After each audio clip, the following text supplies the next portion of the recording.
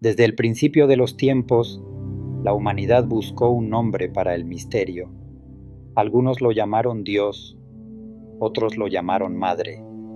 Pero en lo más profundo del alma humana, hubo siempre una presencia que no podía explicarse con palabras, una fuerza que nutre, destruye, sana, crea y sostiene toda la vida.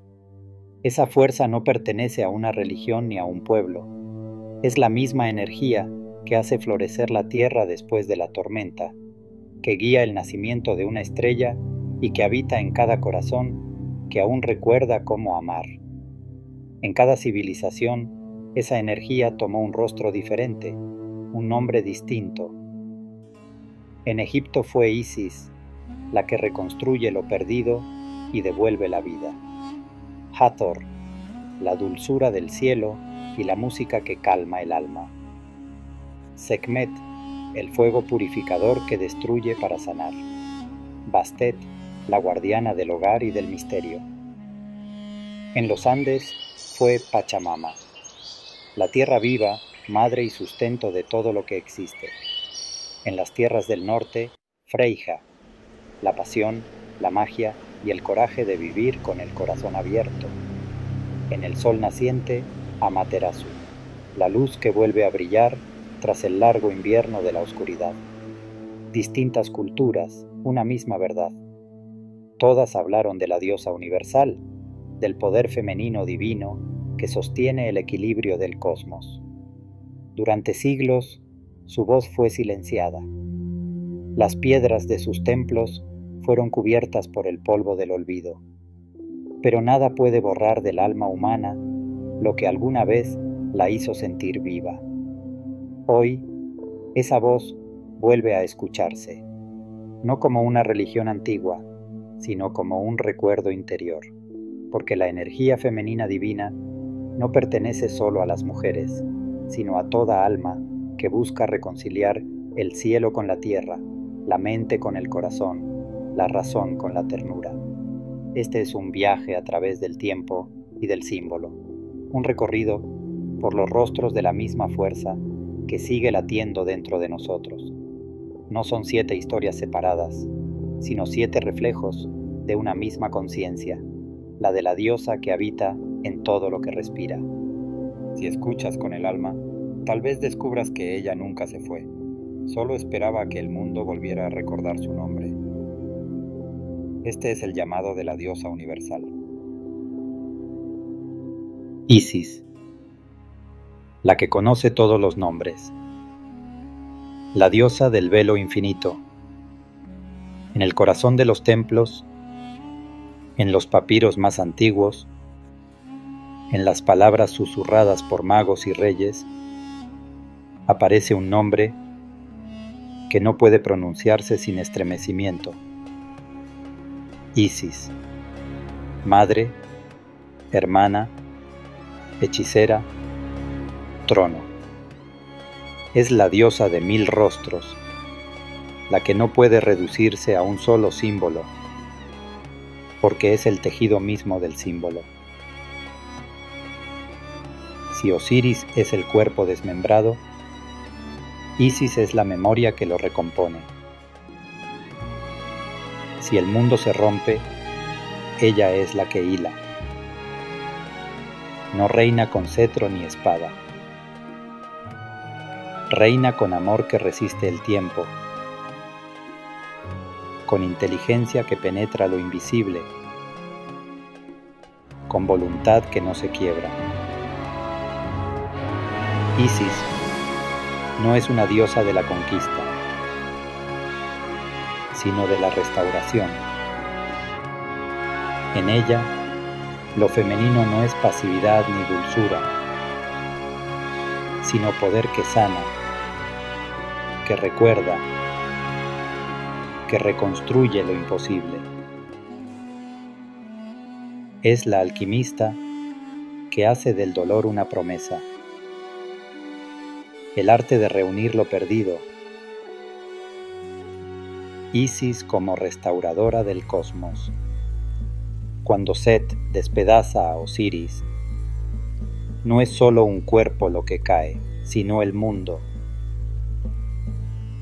las partes esparcidas del dios marcan el inicio del caos.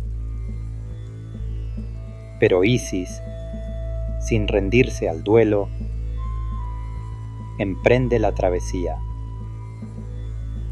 Recorre el Nilo, invoca a los animales, habla con las piedras. Todo recuerda, todo colabora. Porque Isis no ordena, convoca. Su poder no es el de la imposición,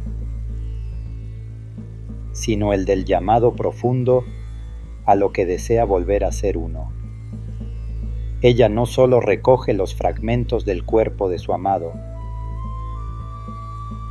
sino que restaura el principio de unidad. Y cuando no encuentra el falo, no se detiene. Lo crea, inventa lo que falta. Porque Isis no depende del mundo tal como es. Lo recrea. Su magia no obedece leyes naturales.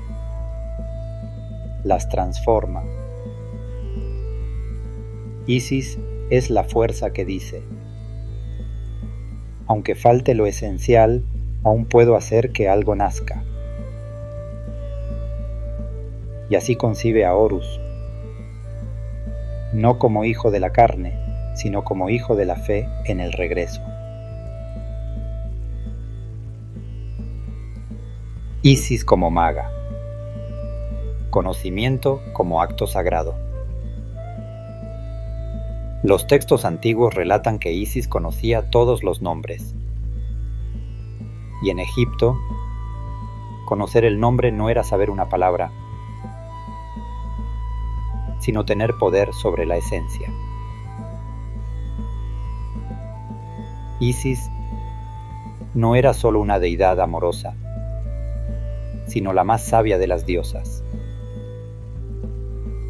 Sabía pronunciar palabras que curaban, que resucitaban, que abrían los caminos entre los mundos. En el mito en que Isis obtiene el nombre secreto de Ra, el dios solar, se revela su astucia sagrada. Crea una serpiente de arcilla y veneno que muerde al dios. Ra, agonizante, no puede curarse a sí mismo. Entonces Isis se ofrece. Solo si él le revela su nombre, podrá salvarlo. Ra cede, le entrega su nombre, y con él parte de su divinidad. Este acto no es una traición, sino una inversión de poder. El patriarcado celeste cede ante la sabiduría femenina. Isis no roba, merece. No desafía por ambición, sino por necesidad cósmica. En su gesto hay una afirmación profunda. El conocimiento no es propiedad, sino vínculo. La magia en Isis es lenguaje sagrado. Isis y la maternidad luminosa. Gestar el futuro desde el duelo. Isis no solo resucita a Osiris, gesta al mundo por venir. Su embarazo de Horus no es romántico, sino ritual. Lleva en su vientre la esperanza, pero también el peligro. Debe esconderse, debe proteger al niño del acecho de Set. Lo amamanta entre juncos, lo cría con palabras de poder, lo educa en la sombra para que un día reclame la luz. No hay maternidad idealizada en Isis, sino resistencia. La madre no como figura dócil, sino como guardiana del porvenir, la que carga el peso del linaje, no por deber, sino por compasión lúcida. porque sabe que Horus no es solo un hijo, sino un equilibrio por restaurar. El arquetipo de Isis, como madre, ha perdurado siglos. En ella se funde la ternura con la estrategia, la dulzura con la firmeza. En su abrazo no hay fragilidad, sino fortaleza paciente. Isis en el arte, la diosa del trono y del velo. Su imagen es siempre digna, majestuosa. A veces alada, otras amamantando a Horus niño. En la cabeza lleva el jeroglífico del trono, no porque lo ocupe, sino porque lo encarna. Isis es el asiento donde el poder verdadero se posa. Sin ella, nada puede gobernarse. Pero más allá de las estatuas y frescos, Isis vive en el símbolo del velo. El famoso adagio inscrito en Sais, su ciudad sagrada, lo decía con claridad: yo soy todo lo que ha sido, es y será, y ningún mortal ha levantado aún mi velo. Isis es el misterio último, la verdad que no puede decirse, solo intuirse. El velo no es negación, sino promesa, aquello que se oculta para ser amado, lo que se insinúa para despertar la búsqueda. Isis es la diosa del enigma, no por crueldad, sino porque la verdad debe merecerse. No se entrega a quien la exige, sino a quien la honra. Isis en la modernidad. Lo femenino que resiste y renace. Cuando las religiones patriarcales borraron su culto, Isis no desapareció. Mutó. Pasó a los grimorios, a las alquimias medievales, a las logias secretas. Fue María, fue Sofía, fue Shekinah. Donde el amor era sagrado, donde la sabiduría tenía rostro de mujer, allí estaba Isis, aunque sin nombre. En el esoterismo occidental, Isis es la madre cósmica, la energía femenina primordial. En la psicología junguiana, representa el ánima que guía al héroe. En la poesía, es la musa que no se posee. En las luchas modernas, es el símbolo de lo femenino que ya no pide permiso, sino que cura, crea y corona. Y en cada mujer que recoge los fragmentos de su vida y vuelve a caminar, en cada gesto que convierte el duelo en creación, Isis respira. Vive en el arte de recomenzar. Conclusión. Isis, la que permanece en lo invisible, Isis no se impone, se insinúa, no arrasa, restaura. Es el susurro que sobrevive al estruendo, la que conoce el camino entre la muerte y la resurrección porque lo ha recorrido 1000 veces. Si Osiris es el dios que espera en el juicio, Isis es la que prepara el alma para cruzarlo. Si el mundo ha de salvarse, será por su arte, el arte de recordar lo perdido, de tejer lo roto, de dar a luz sin garantías. En ella no hay dogma, sino profundidad. No hay ruido, sino canto interior. Isis no exige adoración, sino comprensión. Y quizás, al final, cuando el velo caiga y el misterio se revele, descubramos que ella siempre estuvo allí, en el centro del alma, en el amor que no se rinde, en la sabiduría que cura sin herir. Isis es la que sabe, la que reúne, la que aguarda. Y aún hoy, cuando el mundo se quiebra, sigue bordando en el silencio su eternidad.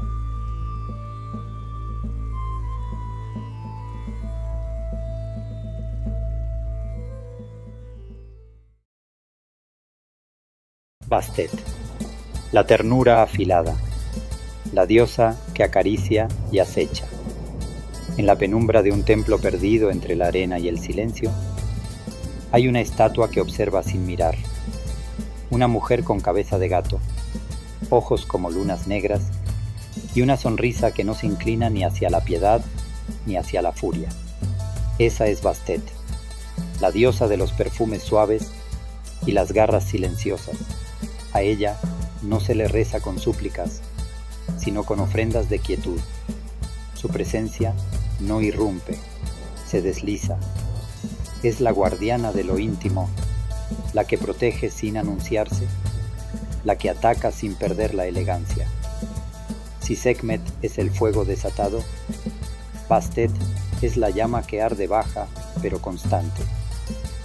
Es el susurro que anticipa la tormenta o la brisa que consuela tras la herida.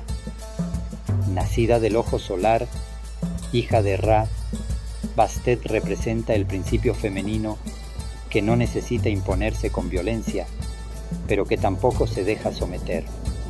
Es la ternura que, si se siente amenazada, se vuelve filo. Es madre y cazadora, dulzura y defensa. Su naturaleza no es contradictoria, es compleja, como todo lo que vive de verdad. En los días más antiguos, Bastet no era la figura amable que nos ha llegado a través del arte delicado.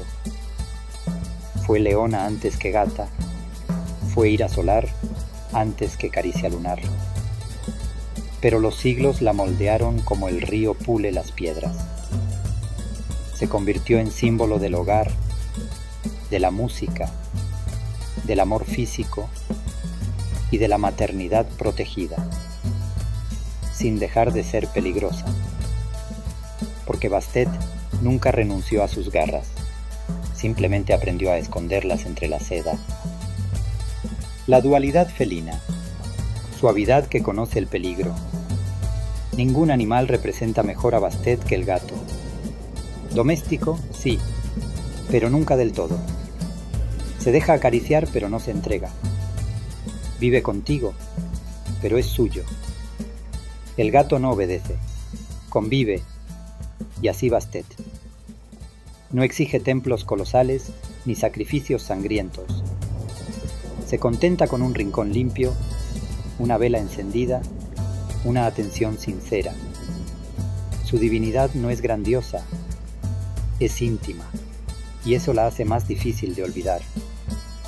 Los egipcios la veneraban en la casa como se venera al alma, sin proclamas, pero con cuidado, porque sabían que Bastet era la que curaba el miedo nocturno, la que alejaba las enfermedades invisibles, la que velaba por los niños y por las madres en su fragilidad invencible.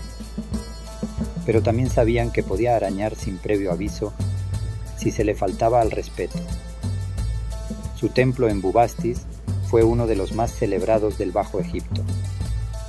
Allí se celebraban festivales de música, de danza, de vino y sensualidad, porque Bastet no prohíbe el goce, lo bendice. No castiga el cuerpo, lo honra. Es una divinidad del placer que no se vuelve vulgar, del deseo que no se degrada, del juego que no pierde su misterio. Todo en ella es insinuación y sombra, contención y latido. El hogar sagrado, lo pequeño que sostiene el cosmos. Bastet enseña que el hogar no es una cosa menor, sino un eje del universo. Donde hay protección, belleza y ritual cotidiano, hay divinidad. El gesto de encender una lámpara, de preparar una comida, de cuidar una criatura, todo eso, en su visión, es sagrado, porque lo cotidiano no es insignificante, es eterno repitiéndose en lo mínimo. En una civilización que construyó pirámides para desafiar la muerte, Bastet eligió habitar los cuartos más humildes, las calles, las noches tranquilas. Ella es la diosa que permanece en el mundo mientras los demás se alejan hacia el mito. Por eso aún nos resulta cercana, porque Bastet no se ha ido, se ha quedado donde nadie la nota.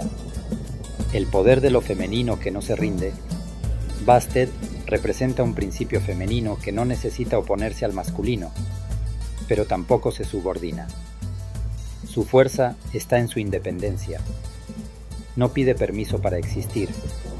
Protege, goza, cuida y ataca si es necesario, pero no para dominar, sino para preservar el equilibrio. En ella, el amor no es una trampa, ni la ternura una debilidad.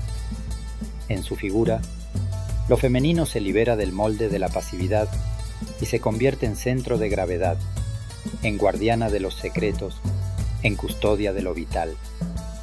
Bastet no necesita salvar al mundo, le basta con sostenerlo desde adentro. La modernidad y el regreso del arquetipo, como Isis, Bastet ha regresado en los sueños modernos. Está en las mujeres que construyen hogar sin pedir disculpas, en los hombres que descubren su ternura sin perder su fuerza, en todos aquellos que eligen la intimidad por encima del espectáculo, la delicadeza por encima del ruido. Psicológicamente, Bastet es el arquetipo del yo que no se agota en la luz ni en la sombra, sino que aprende a convivir con ambas. El yo que no necesita gritar para afirmarse, que encuentra su poder en el equilibrio, no en la confrontación, que ama sin miedo, pero también sin olvido de sí. Hoy la vemos en el arte, en la música suave que nos calma sin adormecernos, en el cuidado sutil, en la resistencia silenciosa. Bastet está donde hay una madre que protege, un amante que respeta, un cuerpo que se honra, un alma que se cuida. Conclusión. Bastet, la presencia que no se impone. Bastet no exige altares dorados ni palabras grandilocuentes. Basta con un silencio limpio, con un rincón sereno, con una intención clara. Ella se manifiesta donde no hay estruendo, donde el alma descansa. Es el perfume que permanece cuando ya nadie recuerda el nombre del fuego. Bastet es la diosa de quienes no necesitan demostrar nada, de quienes saben que proteger también es un arte, que acariciar puede ser más revolucionario que golpear, que amar sin poseer es un acto de poder espiritual. Y cuando el mundo ruge, cuando los tronos caen y los templos se hunden, Bastet sigue en pie, con sus ojos de noche, su andar silencioso, su aliento de madre antigua. No para juzgar, sino para acompañar, porque quien haya sentido alguna vez su mirada felina, ya no olvida. Bastet está, y eso basta.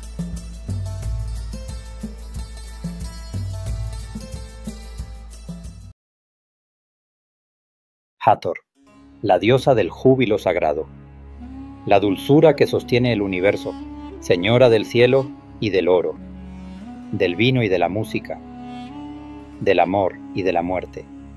Es quizás la más luminosa de las divinidades egipcias y al mismo tiempo una de las más enigmáticas.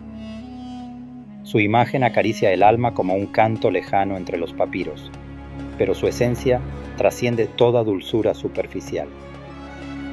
En Hathor habita la matriz profunda del cosmos, la energía que engendra sin poseer, que nutre sin exigir, que transforma el gozo en rito y el placer en ofrenda. Mientras Osiris encarna la permanencia y Ra la soberanía solar, Hathor representa la capacidad del mundo de ser bello, de resonar armónicamente, de alegrar incluso en medio del duelo. Es la madre cósmica, la amante eterna, la nodriza de los dioses y la protectora de los vivos. En ella no hay amenaza, sino consuelo, No hay juicio, sino abrazo. Y sin embargo, su poder no es menor. Es más antiguo que el tiempo, más vasto que el desierto. Hathor, la casa de Horus. El principio femenino que envuelve al héroe, su nombre, Het-Hert, significa literalmente la mansión de Horus, lo que la ubica no solo como diosa autónoma, sino como el receptáculo cósmico del dios halcón. Hathor no es la madre de Horus en el sentido físico, ese papel lo ocupa Isis, sino su morada espiritual, su dimensión emocional, su horizonte. En Hathor, Horus encuentra contención y sentido. Ella lo alimenta, lo acompaña, lo suaviza. Este simbolismo es central en la cosmogonía egipcia. El poder no se sostiene sin ternura. La guerra sin compasión conduce a la ruina. Hathor es el principio femenino que no lucha, pero sostiene a los que luchan. En sus brazos, incluso los dioses encuentran descanso. Así, ella es madre sin parto, esposa sin posesión, guía sin imperio. No necesita dominar. Su mera presencia armoniza el cosmos. Su maternidad es arquetípica, su dulzura es fundamento. Ella no impone, pero todo en ella invita. Su leche no solo nutre, consagra. Diosa del amor, de la embriaguez y del arte. La sacralidad del goce. En la iconografía y el culto, Hathor es asociada con elementos de placer. La danza, la música, el vino, los perfumes, las flores de loto. Pero no se trata de una hedonista trivial. En Egipto, el goce no es pecado, sino celebración ritual de la vida. Los templos de Hathor eran lugares de alegría sagrada. En Dendera, donde se encuentra su santuario más importante, los muros están cubiertos con representaciones de festividades musicales, cánticos, danzas extáticas. Allí, los sacerdotes y sacerdotisas entonaban himnos con sistros, instrumentos curvos que evocaban el útero divino, para invocar su presencia. El éxtasis era forma de conexión. La embriaguez ritual, lejos de ser desorden, era una expansión de la conciencia hacia lo divino. Se entendía que el alma, en estado de gozo profundo, se aproximaba a los dioses. Hathor, entonces, no era solo la diosa del placer, sino la sacerdotisa del alma liberada. Hathor y la sangre, la diosa que casi devora al mundo. Pero Hathor también tiene un rostro oscuro, que se revela en el mito de la vaca celestial, o la destrucción de la humanidad. Según este relato, cuando los hombres comenzaron a conspirar contra Ra, el dios solar envió a su hija, el ojo divino, una forma ardiente de su poder, para castigarlos. Esta hija era Hathor, pero transformada en Sekhmet, la leona furiosa, la devoradora de carne. La sed de sangre de Sekhmet fue tan grande que, al ver que la humanidad podía extinguirse, Ra ideó un engaño. Hizo llenar campos enteros con cerveza teñida de rojo, para que ella creyera que era sangre. Hathor bebió y, embriagada, su furia se apaciguó. Así, la diosa volvió a su forma benévola. Este mito encierra una enseñanza ancestral. Incluso la dulzura puede volverse destrucción si se la provoca. El amor, cuando se hiere, puede rugir, pero también enseña el valor del arte como mediación. La música, el vino, la belleza pueden calmar la ira divina. Hathor recuerda que lo terrible y lo tierno no son opuestos, sino rostros de la misma energía universal. Señora del Occidente, la que recibe a los muertos con cantos. Hathor no solo habita el día, también es la diosa del crepúsculo, de los umbrales, del tránsito al más allá. Como Señora del Occidente, es la que recibe a los difuntos en su viaje al reino de Osiris. En muchas tumbas se la representa saliendo de una montaña entre los rayos del sol poniente, con los brazos abiertos para guiar al alma. Su rostro bovino o humano, siempre con dulzura maternal, aparece en los sarcófagos, en los espejos, en los amuletos, como símbolo de belleza eterna y protección afectuosa. Morir, bajo su cuidado, no es caer, sino regresar a un regazo tibio. Hathor transforma la muerte en retorno. En ella, lo que acaba, florece de nuevo. Estética de Hathor. El rostro que sonríe al universo.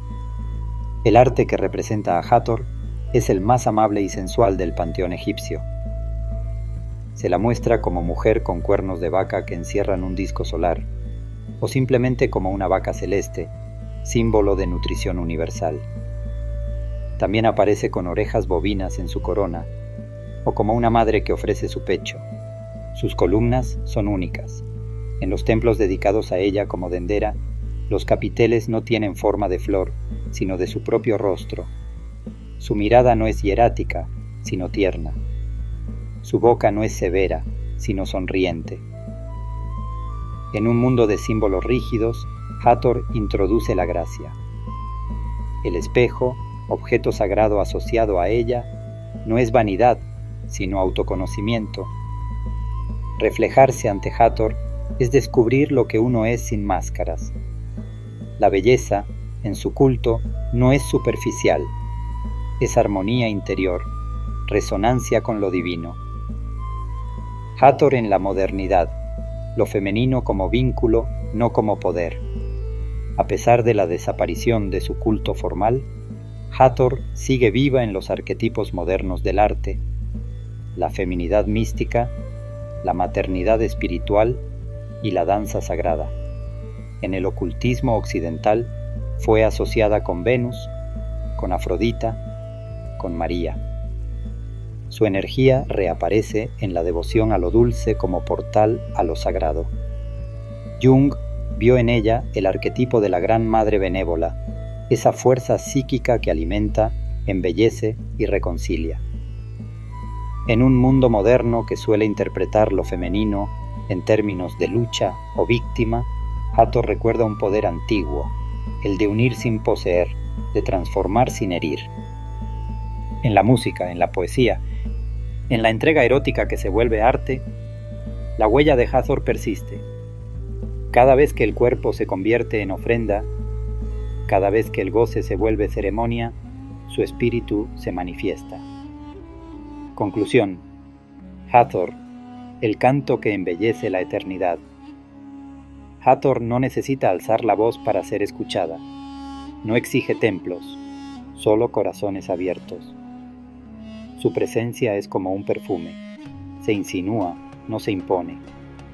Pero su poder es inmenso. Sin ella, la vida sería estéril, árida, hueca. Porque es ella quien canta mientras sembramos, quien acaricia cuando el alma tiembla, quien danza mientras el sol cae. Ella es el cuerpo que no esclaviza, sino revela. El deseo que no consume, sino que consagra. La belleza que no distrae, sino que revela un orden secreto. Y cuando el mundo olvida sonreír, Hathor regresa con un sistro en la mano, para recordarnos que la dulzura también puede sostener al cosmos. Hathor es el arte de vivir sin dañar, de gozar sin poseer, de morir sin temor. Es la madre sin encierro, la amante sin exigencia, la diosa que, al mirarnos, ya nos está perdonando.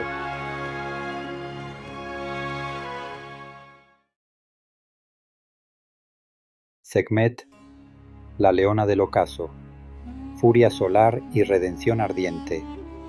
Sekhmet, la poderosa, la que camina entre llamas, la que respira venganza y cura con el mismo aliento con que destruye. Diosa leona, hija del sol, manifestación de la furia divina y de su misericordia más extrema. A ella se le teme, pero también se le invoca. Es la frontera candente entre el castigo y la curación. En Sekhmet se cruzan la cólera y la medicina, la guerra y la renovación, el desgarro y la creación. Su nombre proviene de la raíz Sekem, que significa poder, pero también fuerza viviente. No es la violencia por sí misma, sino la intensidad que arde en el corazón del sol, el resplandor que no puede ser contenido sin consecuencias. Sekhmet no es la noche, sino la claridad que quema. No es la sombra, sino la luz cuando se vuelve intolerable. La creación de la ira, la hija del ojo de Ra. Según los antiguos mitos, Sekhmet nació de la cólera de Ra. Cuando la humanidad se rebeló contra su creador, Ra envió su ojo, la parte más terrible de su esencia, a castigar a los hombres. Ese ojo tomó forma de leona, Sekhmet, con garras encendidas y mirada incandescente, descendió sobre el mundo como una tormenta solar que arrasa sin remordimientos. Día tras día, Sekhmet devoraba a los culpables. Su sed de sangre era tan intensa que los dioses temieron por el equilibrio del mundo. No podía detenerse, el castigo se había vuelto exceso. Entonces Ra, arrepentido, ideó un plan. Mandó teñir cerveza con ocre rojo, haciéndola parecer sangre. Sekhmet la bebió, embriagada por la ilusión, y cayó dormida. Así terminó la masacre. Así nació la dualidad de Sekhmet, la que arrasa y la que duerme, la que cura después de destruir. Este episodio mítico revela algo esencial. Sekhmet no es solo destrucción, sino purificación. Es el fuego que limpia, que borra lo innecesario. Su cólera es un espejo de la justicia divina, pero también un límite necesario. En su embriaguez, Sekhmet se humaniza. Incluso los dioses deben aprender a frenar su poder. La medicina de la diosa roja: curar desde el abismo. Curiosamente, la misma deidad que trae pestes y enfermedades es también la que guarda su cura. Sekhmet es patrona de los médicos y cirujanos, especialmente de los más audaces, de aquellos que enfrentan el dolor con valentía. En los templos de Karnak y en los santuarios del Alto Egipto, sus estatuas eran consultadas antes de cirugías, y su nombre era pronunciado en rituales de protección y sanación. Porque la destructora es también sanadora. Porque la enfermedad, como la guerra, revela la verdad profunda del cuerpo y del alma. Sekhmet no cura con dulzura, sino con fuerza. Es la amputación necesaria, la fiebre que purifica, la cirugía que extirpa. Representa una medicina sagrada que entiende que el dolor, bien dirigido, puede ser redentor. Los sacerdotes médicos que servían a Sekhmet estudiaban astronomía, herbolaria, cirugía y espiritualidad. Eran llamados portadores del fuego que salva. Para ellos, la enfermedad no era solo una dolencia física, sino un desequilibrio cósmico. Y en el centro de esa balanza, Sekhmet era la leona que rugía cuando algo se salía de su curso. La estética del fuego. Sekhmet en el arte y la piedra. En la iconografía egipcia, Sekhmet aparece como una mujer con cabeza de leona y un disco solar sobre su cabeza, coronado por la cobra Uraeus, siempre erguida, majestuosa, inflexible. Su rostro, aún en piedra, emite una fuerza que intimida. Las más de 700 estatuas descubiertas en Karnak, casi idénticas, no buscan variedad sino presencia, una repetición litúrgica del poder. El culto a Sekhmet exigía respeto absoluto. En los festivales de Año Nuevo, cuando el Nilo renacía, se celebraban rituales para calmar su ira. Se creía que si no era apaciguada, su furia solar podía traer sequías, plagas o guerras. Por ello, se le ofrecían canciones, danzas, vino, incienso, plegarias y espejos para devolverle su reflejo y así tranquilizar su alma ardiente.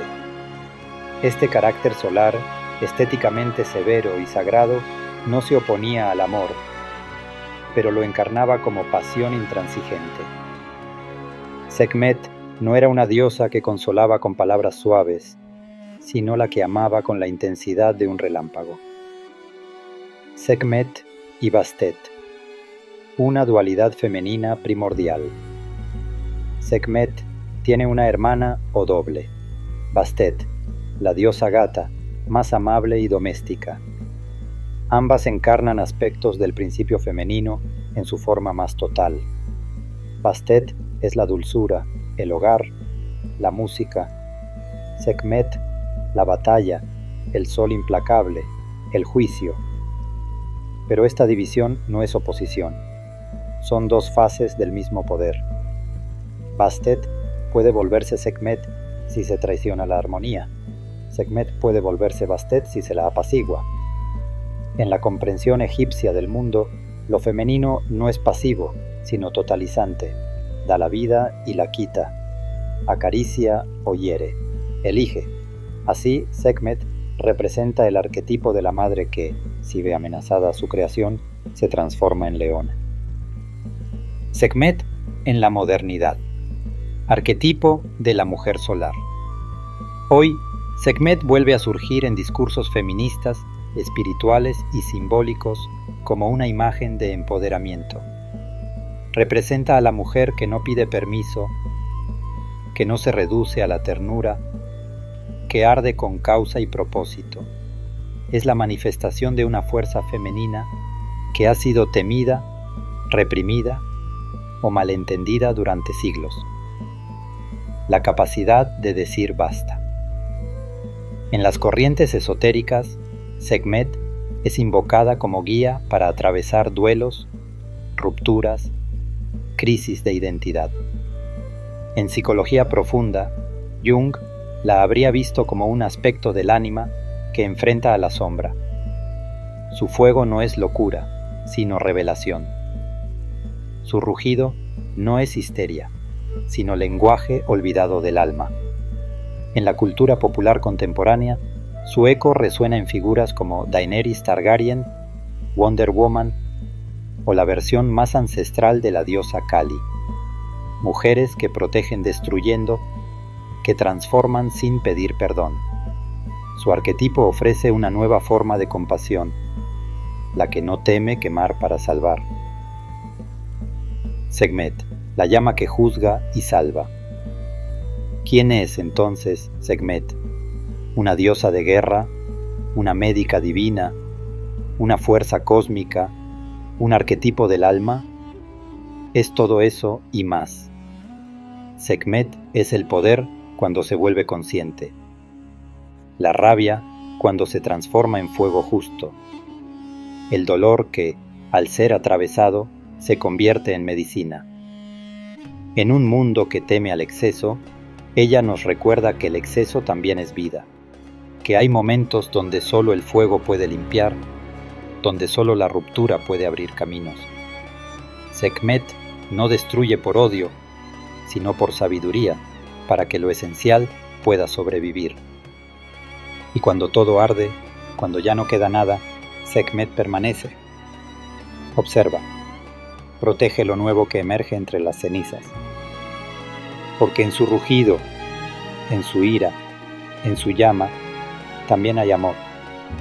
Un amor feroz, total, imperecedero.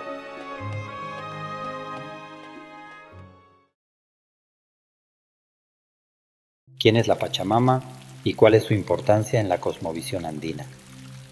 La Pachamama es una deidad venerada en la cosmovisión andina, representando a la Madre Tierra y simbolizando la fertilidad, la abundancia y el equilibrio natural. Su culto ha perdurado durante siglos en las culturas originarias de los Andes, adaptándose a las transformaciones históricas y manteniendo su relevancia en la actualidad. Pero, ¿quién es realmente la Pachamama y cuál es su importancia en la vida de las comunidades que la honran? ¿Qué significa Pachamama? El término Pachamama proviene del quechua, donde Pacha significa tierra, mundo o tiempo, y Mama significa madre. En conjunto, se traduce como Madre Tierra o Madre del Tiempo y el Espacio. En la cosmovisión andina, la Pachamama no solo es el suelo físico, sino una entidad viva que sostiene y nutre a todos los seres. Se le atribuyen cualidades maternales de protección, generosidad y equilibrio. Y se cree que cualquier desequilibrio ambiental es una manifestación de su malestar. ¿Cómo se venera a la Pachamama? Las comunidades andinas han desarrollado diversas prácticas para honrar a la Pachamama. Entre las más importantes se encuentran las ofrendas. Consisten en rituales donde se ofrecen hojas de coca, chicha, alimentos y otros elementos simbólicos para agradecer su generosidad. En algunas regiones se preparan mesas rituales con dulces, lana de colores y pequeñas figuras simbólicas. La chaya es una ceremonia en la que se vierten bebidas en la tierra como muestra de gratitud. Generalmente se utiliza alcohol, chicha o vino y se acompaña con palabras de respeto y agradecimiento. El mes de agosto. Durante este mes se celebran rituales especiales, ya que se considera que la Pachamama está abierta para recibir las ofrendas. Durante este periodo, las familias entierran alimentos en la tierra como símbolo de reciprocidad con la Madre Tierra. Las zapachetas son montículos de piedras creados en los caminos montañosos como una ofrenda a la Pachamama, donde los viajeros dejan pequeñas piedras en señal de respeto y protección. ¿Cuál es la relación de la Pachamama con el equilibrio ecológico? Para la cosmovisión andina, la naturaleza no es un recurso inerte, sino un ser vivo que requiere respeto y armonía. El equilibrio entre los humanos y la Pachamama es fundamental para garantizar la fertilidad de la tierra, la estabilidad climática y el bienestar de las comunidades. Se cree que la contaminación, la deforestación y el uso indiscriminado de los recursos naturales generan un desequilibrio que afecta tanto a los humanos como al ecosistema. En la actualidad, la veneración de la Pachamama también se ha convertido en un símbolo de lucha por la preservación ambiental y la defensa de los derechos de la naturaleza. Diversos movimientos indígenas y ecologistas han adoptado la figura de la Pachamama como estandarte en la defensa de los territorios ancestrales y el desarrollo sostenible. ¿Cuál es la influencia de la Pachamama en la cultura contemporánea?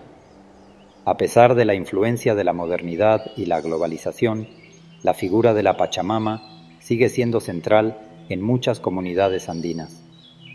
Su celebración ha trascendido los ámbitos religiosos y se ha convertido en parte de las políticas y legislaciones de algunos países andinos.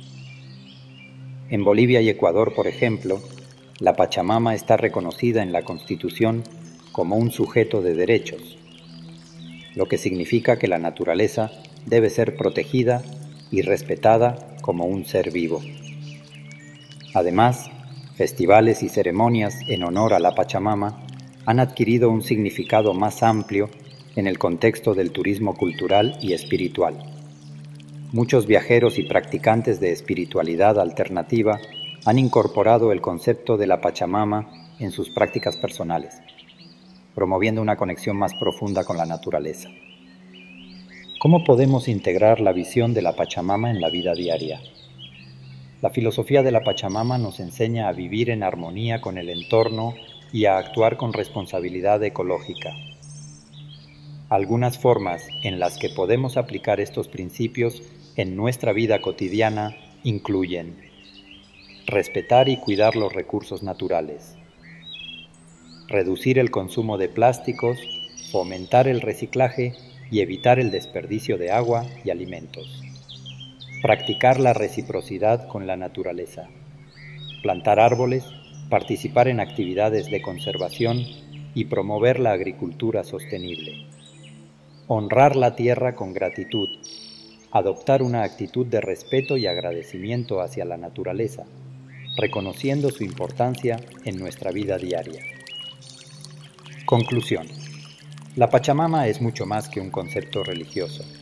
Representa una forma de entender el mundo basada en el respeto, la reciprocidad y la armonía con la naturaleza. Su importancia sigue vigente en la actualidad, recordándonos la necesidad de cuidar el planeta como un ser vivo del cual dependemos. La veneración y el respeto por la Pachamama nos invitan a reflexionar sobre nuestro papel en la preservación del medio ambiente y a adoptar prácticas que fomenten el equilibrio y la sostenibilidad de nuestro mundo.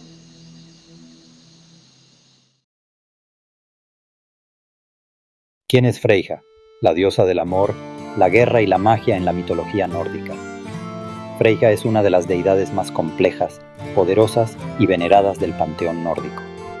Hija de Njord, hermana de Freyr y miembro del clan de los Vanir, el grupo de dioses asociado con la fertilidad, la naturaleza y la magia, Freyja es una figura que trasciende los límites convencionales de lo femenino, lo divino y lo guerrero. En ella conviven el amor y el deseo, la muerte y la batalla, la brujería y la nobleza. Su culto fue uno de los más populares entre los pueblos escandinavos, y su imagen ha perdurado a través de los siglos como símbolo de poder femenino, sensualidad sagrada y autonomía espiritual.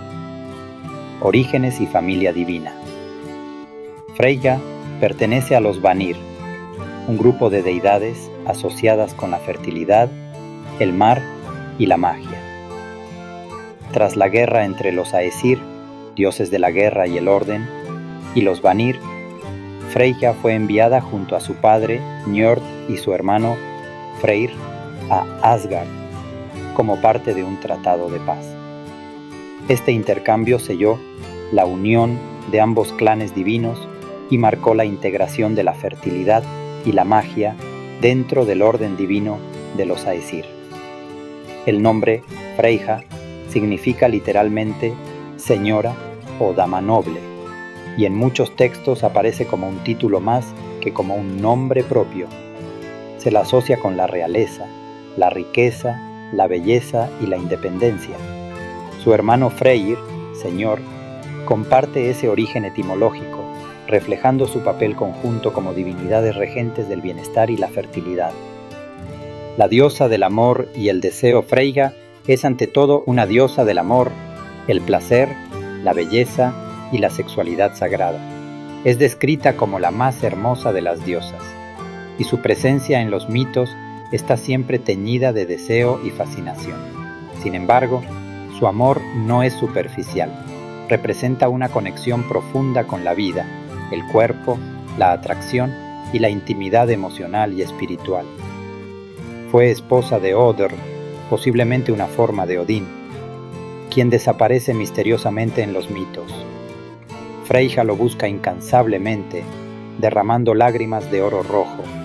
Esta imagen de la amante errante es símbolo del anhelo profundo y del amor trascendental, pero también del poder del deseo como fuerza cósmica. Muchos gigantes y otros seres intentan obtener a Freyja como esposa o amante, pero ella se niega firmemente, mostrando su independencia y su capacidad para resistir la objetivación. Lejos de ser una figura pasiva, Freyja es activa, apasionada y dueña de su sexualidad. La señora de la guerra y la muerte. Aunque asociada con el amor y la belleza, Freyja también es una diosa guerrera y de la muerte. Preside el campo de batalla junto a Odín y tiene derecho a elegir a la mitad de los guerreros caídos para que vayan a su propio salón, Folkvanger, mientras que la otra mitad va al Valhalla. Este rol la convierte en una diosa de honor y valor, respetada por los guerreros tanto como por los amantes.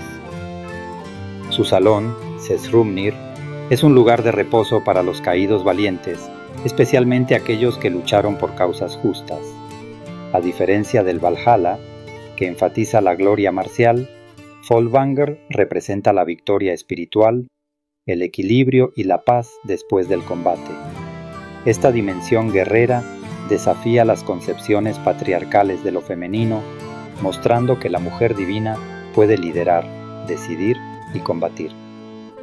Maestra de la magia Seider Freyja, es también la diosa principal de la Seider, una forma de magia chamánica asociada con la adivinación, la manipulación del destino, la transformación espiritual y la comunicación con el más allá. Este arte fue enseñado por Freyja a los Aesir, incluido Odín, quien adoptó prácticas consideradas femeninas, cruzando los límites de género y rol social. Esta enseñanza convierte a Freyja en una figura central de la espiritualidad nórdica. El Seider estaba tradicionalmente ligado a las volvas, mujeres sabias o chamanas que ejercían roles importantes en la sociedad vikinga. Freyja, como maestra de esta magia, era invocada en rituales para conocer el futuro, influir en los eventos y establecer contacto con fuerzas invisibles. Su asociación con los gatos, animales místicos y familiares de brujas, refuerza esta conexión con lo arcano. Símbolos y atributos. Brisingamen. Un collar mágico y resplandeciente que simboliza su poder y sensualidad. Según los mitos, fue forjado por enanos y obtenido por Freyja a través de una negociación astuta. Brisingamen es emblema de deseo, poder femenino y autoridad. Carro de gatos. Freyja se desplaza en un carro tirado por dos grandes gatos, símbolos de elegancia, independencia y magia. Este carro es único en la mitología nórdica y refuerza su conexión con lo felino y lo oculto. Halcones y alas mágicas. Posee un manto de plumas de halcón que le permite volar entre los mundos. Este objeto es usado también por otros dioses cuando necesitan rapidez o invisibilidad, mostrando la centralidad de Freyja como puente entre lo terrenal y lo espiritual. Culto y legado Freyja fue ampliamente adorada en la Escandinavia precristiana. Su culto se practicaba en rituales relacionados con la fertilidad, el matrimonio, la cosecha y la guerra. Se le ofrecían flores, miel, vino y oro, y era invocada para bendecir nacimientos, proteger hogares y guiar a los muertos valientes. Durante la cristianización del norte de Europa, Freyja fue demonizada o transformada en bruja, como muchas otras divinidades femeninas. Sin embargo, su figura sobrevivió en la literatura, el folclore y las prácticas populares, a menudo fusionada con la imagen de la bruja sabia o la mujer libre e independiente. Su nombre perdura en el idioma. El viernes, Friday en inglés, deriva de Freyja's Day. Esta herencia lingüística atestigua su influencia en la vida cotidiana y su permanencia cultural a lo largo de los siglos. Freyja en la cultura moderna. Hoy en día, Freyja ha resurgido como símbolo feminista, espiritual y cultural. Es reivindicada por movimientos neopaganos, wiccanos y espiritualistas como patrona del poder femenino, la libertad sexual y la conexión con la naturaleza. Su imagen aparece en arte, literatura, música, videojuegos y cine, ya sea de forma directa o como inspiración para personajes femeninos fuertes, mágicos y autónomos. En juegos como God of War o series como Vikings, Freyja es reinterpretada con respeto por su complejidad, y su figura sigue inspirando a generaciones que buscan modelos de divinidad que no respondan al patriarcado ni a la rigidez moral. Conclusión. Freyja es mucho más que una diosa del amor. Es la encarnación del deseo como fuerza vital, del poder femenino como potencia creativa y destructiva, y de la magia como medio para transformar el mundo. Su dominio abarca la belleza, la guerra, la muerte y la sabiduría ancestral. En ella, lo divino y lo humano se encuentran sin contradicción, y su figura sigue hablándonos de libertad, poder y trascendencia. Reverenciar a Freyja es reconocer que el amor no es debilidad, que la muerte puede ser noble, que la magia es conocimiento profundo y que lo femenino es, ante todo, fuerza en transformación eterna.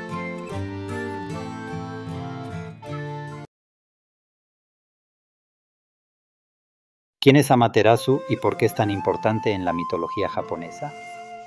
En el corazón de la mitología japonesa brilla una figura ancestral, solar y majestuosa, Amaterasu o Mikami, Tian Chao Da Shen, la gran diosa augusta que ilumina el cielo. No solo es la deidad del sol, sino también el símbolo fundacional del orden cósmico y social en Japón. Su leyenda resuena desde los textos mitológicos más antiguos hasta las estructuras políticas del Japón moderno.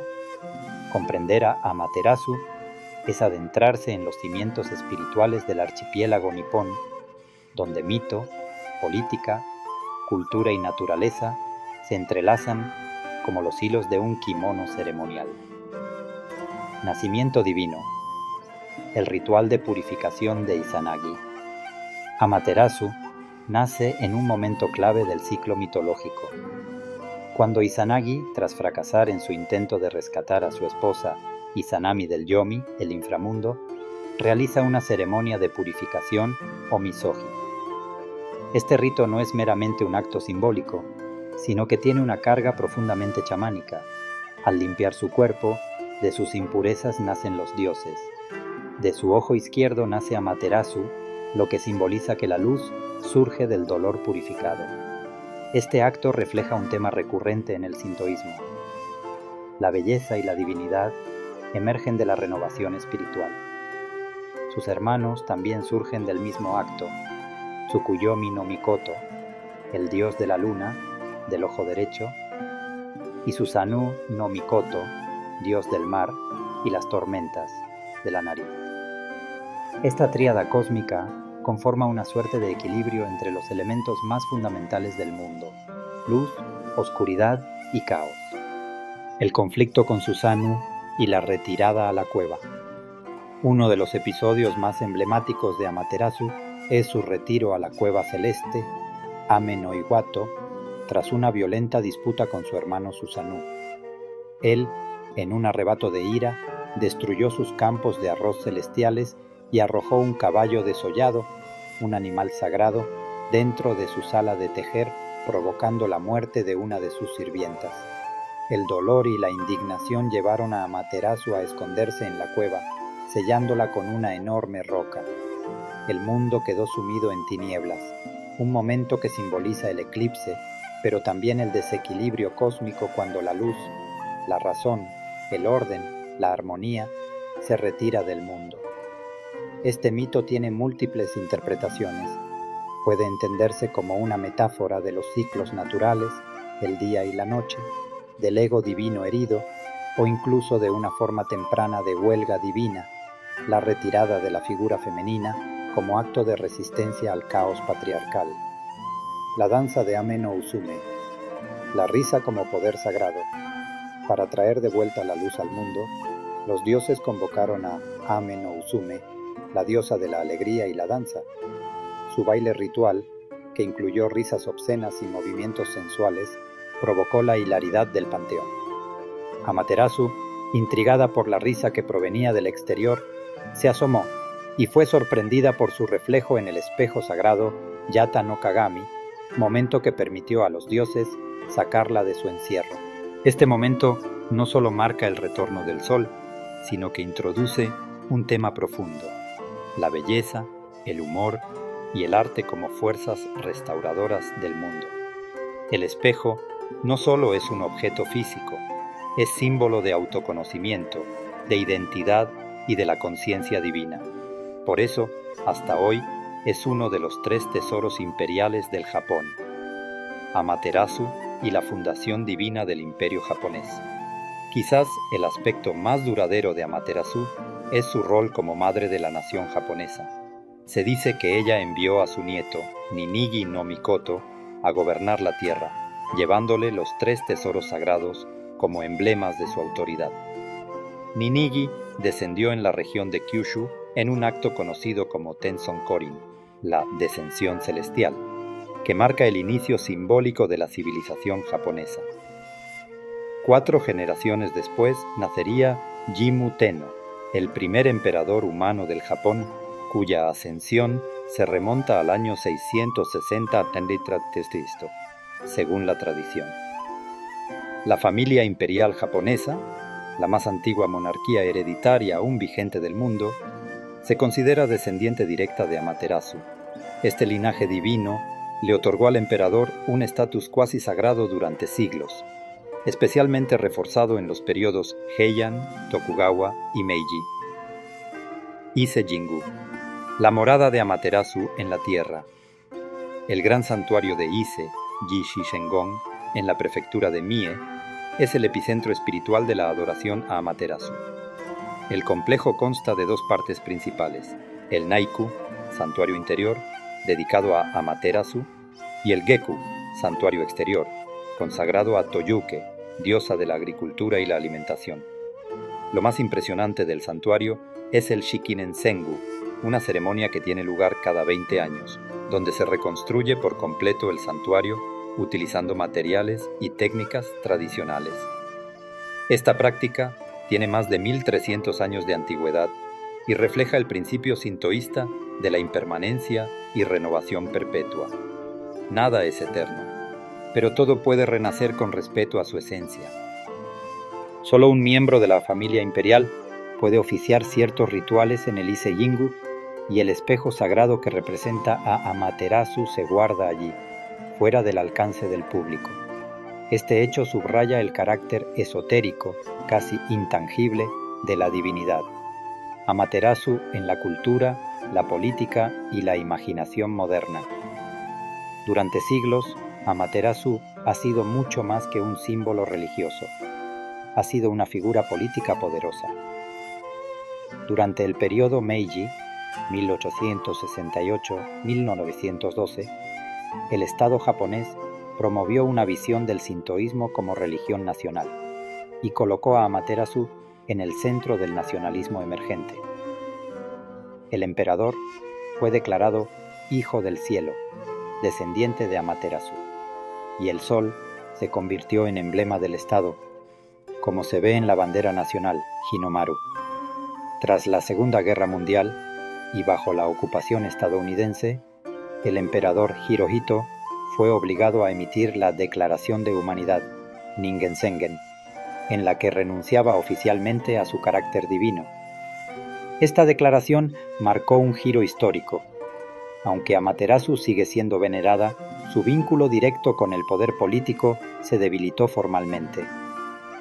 En la cultura popular, Amaterasu ha aparecido en videojuegos como Okami, 2006, donde se la representa como una loba blanca que lucha contra la oscuridad usando un pincel celestial. También ha influido en series de manga y anime como Naruto, donde su nombre se asocia a una técnica ocular poderosa. Estas representaciones, aunque modernizadas, mantienen el núcleo simbólico de su figura, la luz divina, la protección espiritual y el equilibrio frente al caos. Curiosidades y simbolismos poco conocidos. Paralelismos universales.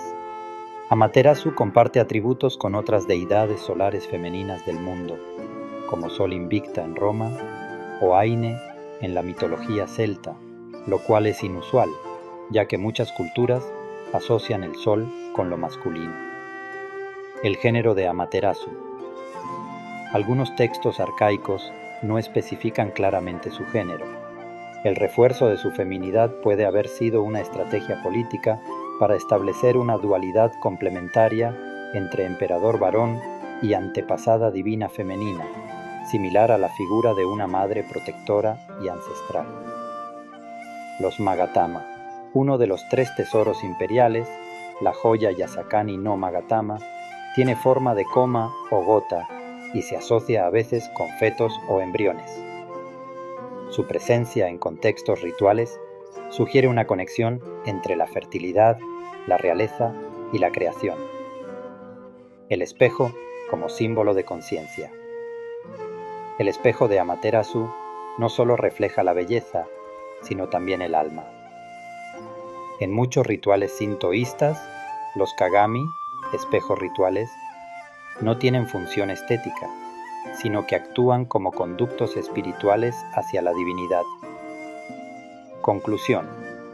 La diosa que sigue iluminando Japón Amaterasu no es simplemente una diosa solar, es la piedra angular espiritual del Japón. Su influencia se proyecta desde el cielo mitológico hasta los ritos cotidianos, desde las leyendas ancestrales hasta el trono imperial. Es símbolo de renovación, equilibrio, identidad y poder sagrado. Su figura ha resistido milenios de cambios políticos, culturales y religiosos. Incluso hoy, en un Japón tecnológicamente avanzado y mayoritariamente laico, el mito de Amaterasu sigue vivo en los santuarios, en las ceremonias imperiales y en el imaginario colectivo. Su luz no solo alumbra el día, también sigue iluminando la historia, el arte y el alma del Japón.